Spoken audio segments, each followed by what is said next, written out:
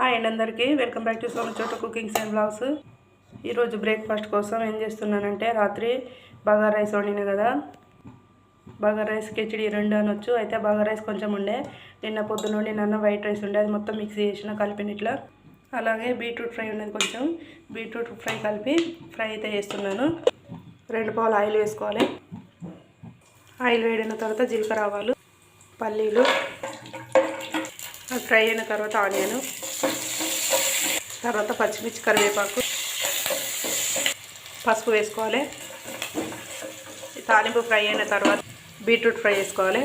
Beetroot fry కలుపుకోవాలి. తాలింపులో కొంచెం సాల్ట్, ఆ తర్వాత రైస్ వేసుకోవాలి. రైస్ వేసుకున్నాక తాలింపులో కలుపుకోవాలి మంచిగా, రైస్ పట్టేంత వరకు. చూడండి, ఇలా కలుపుకొని ఒక 2 నిమిషాల పాటు వేడి కావాలి. 2 నిమిషాలు అయితే అంతే.